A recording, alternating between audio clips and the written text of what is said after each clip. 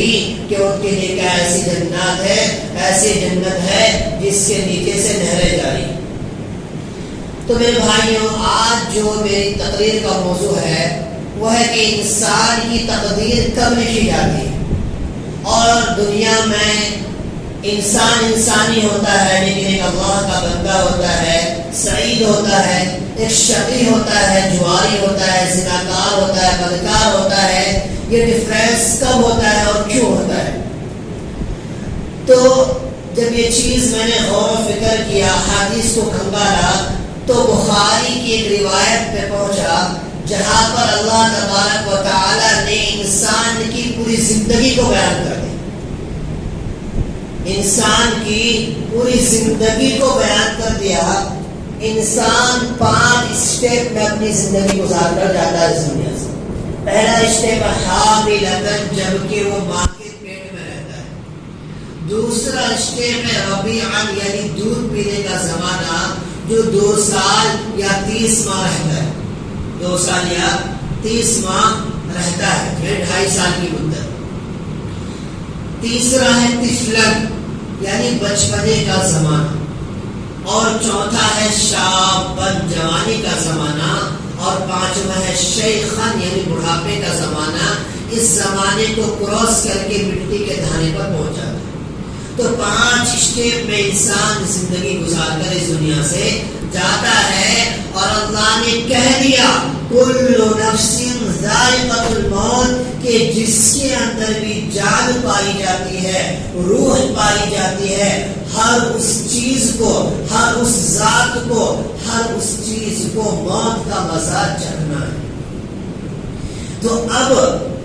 دنیا میں آہو فغا کیا جاتا ہے، مسائل پوچھے جاتے ہیں، تعویذ لیے جاتے ہیں کہ ہمارا بچہ نعوذ باللہ جواری بن گیا، ہمارا بچہ زناکار بدکار بن گیا، ہمارا بچہ ہماری نافرمانیاں کرنے پر تلا ہوا ہے۔ اولاد کی خوشی میں ہم نے ڈی جے بجوائے تھے، ہم نے اس کی خوشی میں ہر آسائش کو اس کے لیے مہیا کر دیا تھا، لیکن آج اس نے ہماری زندگی کو دشوار کر دیا۔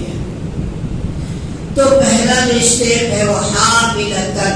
کہ جب بچہ ماں کی پیٹ میں ہو تو اس وقت ماں کو کیا چاہیے، اس وقت باپ کو کیا چاہیے، اور بچے کے اندر میں جان کب آتی ہے؟ تو حدیث شریف میں آتا ہے کہ جب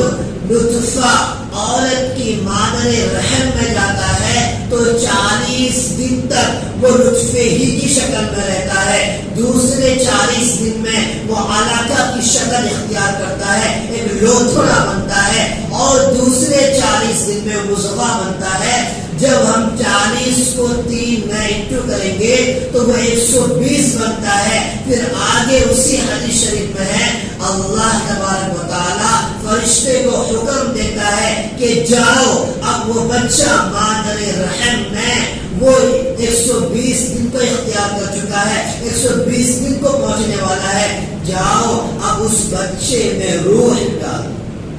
فَيُنفَخُ فِيهِ الرُّوحُ، تو فرشتے 120ویں دن اس مادر رحم میں روح ڈالتا ہے، گویا کہ وہ جان ڈالتا ہے۔ اس کے بعد اللہ تبارک و تعالیٰ فرشتے کو حکم دیتے ہیں فَيُؤْمَرُ بِأَرْبَعِ كَلِمَاتٍ، کہ اب اس بچے کے بارے میں 4 چیزیں بھی لکھ دو، 4 چیزیں بھی لکھ دو۔ کیا 4 چیزیں؟ بِكَتَبِ رِزْقِهِ، بِكَتَبِ رِزْقِهِ وَأَجَلِهِ وَعَمَلِهِ وَشَقِيٍّ أَوْ سَعِيدٍ، کہ اس کے بارے میں 4 چیزیں لکھ دو کہ اپنی زندگی سے جب وہ اپنی مادر رحم سے باہر آئے گا تب سے لے کر موت کے آخری سانس تک کتنا رزق کمائے گا، وہ امیر ہوگا یا غریب ہوگا، وہ فقیر ہوگا یا کس حالت میں وہ زندگی گزارے گا۔ اور رزق صرف اس چیز کو نہیں کہتے کہ جتنا انسان کھا لے جتنا پی لے وہی رزق ہے، نہیں، رزق کہتے ہیں یوزفل اور لائف کو، کہ آف لائف کو، کہ زندگی کے اندر جتنی بھی چیزیں استعمال کر سکتے ہیں، جتنی بھی چیزوں سے ہم فائدہ اٹھا سکتے ہیں ان تمام چیزوں کو رزق کہا جاتا ہے. اس میں کھانا بھی آ گیا, فروٹس بھی آ گئے, اس میں زندگی کے وسائل بھی آ گیا, ٹوئیٹا بھی آ گیا, ہر طرح کی گاڑی, ہر طرح کے بنگلے, ہر طرح کی آسائش کی تمام چیزیں رزق کے اندر داخل ہوتی ہیں. دوسری چیز وہ اجل ہی, کہ وہ کتنی عمر میں اس دنیا سے رخصت ہوگا, کہ ماں کے پیٹ سے باہر نکلتے ہی اس دنیا کو رخصت کر جائے گا, یا 10 سال کی عمر میں اس کو الوداع کہے گا, یا 20 سال کی عمر میں کہے گا, یا 100 سال کی عمر میں اس دنیا سے رخصت ہوگا, اس کا بھی اس دن کا 120ویں دن کیا ہے لکھا جاتا ہے.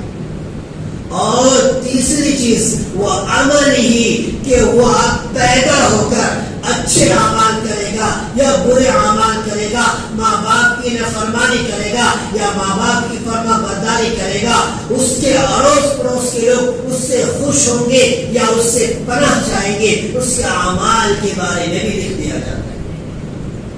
اور چوتھی چیز ہے وہ شقی اور سعید, کہ یہ بچہ پیدا ہو کر شریف بنے گا یا کمینہ بنے گا, یا کس حال میں اس کی زندگی گزرے گی, آشائیں یا زندگی میں اللہ کی نافرمانیاں کرتے ہی اس دنیا سے جائے گا یا اللہ کی فرما برداری کرتے ہوئے اس دنیا سے جائے گا.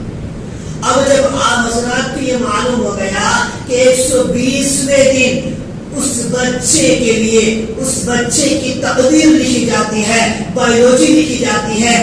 تو ایسی صورت میں ایک پیغام دیا جا رہا ہے میرے طرف سے کہ جس گھر میں چاہے بیٹی ہو چاہے بیوی ہو, اڑوس پڑوس میں یہ علم اس کو پہنچاؤ کہ ماں کے پیٹ میں ہی اپنے بچے کو سعید بنا دو, ماں کے پیٹ میں ہی اپنے بچے کو امیر بنا دو, اب ماں کے پیٹ میں ہی اپنے بچے کو عالم بنا دو. اب ایسی صورت کیا ہے, کیا صورت اختیار کیا جائے کہ ہمارا بچہ ہمارا فرمانبردار ہو, بعد میں آہوفتا نہ کیا جائے.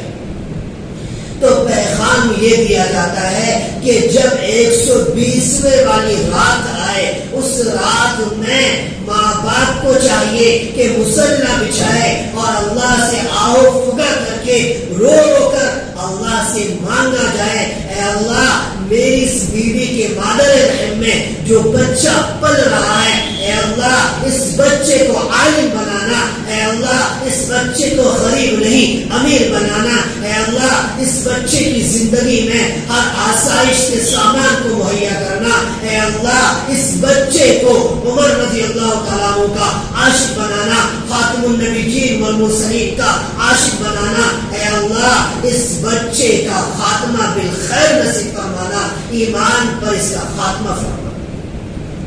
لیکن نعوذ باللہ جب ایسے حالات ہمیں معلوم ہوتا ہے کہ ہماری بہن یا ہماری بیوی پریگنینسی کی حالت میں ہے, خوشیوں میں اسے گھمایا جاتا ہے, نعوذ باللہ غلط جگہوں پر اسے لے جایا جاتا ہے جہاں پر گندی تصویریں اس کے سامنے آتی ہے, اور ایسی صورت میں عورت پہ طرف کر دیا جاتا ہے کہ وہ نہ کھانا پکائے, کچھ بھی نہ کرے, صرف ٹی ویاں دیکھے اور بیٹھ کے آشائش سے سوتی رہے اور تمام چیزیں کرتی رہے, اللہ کی نافرمانیاں کرتی رہے. ایسی صورت میں اگر وہ نماز چھوڑے تو ہم اس کے لیے جائز سمجھتے ہیں کہ نہیں پریگنینسی کی حالت میں ہے, نماز پڑھنے میں دقت ہو رہی ہے. ارے آپ کون ہوتے ہیں مفتی کہ اپنی عورت کو یہ سجیشن دیتے ہیں کہ نہیں بیوی ابھی ایسی صورت میں آپ نماز نہ پڑھیں, آپ کو تکلیف ہوتی ہے, کہ اللہ سے بڑھ کر بھی تم انسان کو سمجھ سکتے ہو. سسٹم بنانے والا اللہ ہے. اللہ نے 2 صورتوں میں عورت کے لیے نماز کی چھٹی دی ہے.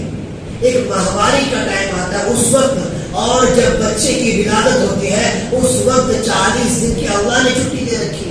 کہ ایسی صورت میں چاہ کر بھی تم نماز نہیں پڑھ سکتی.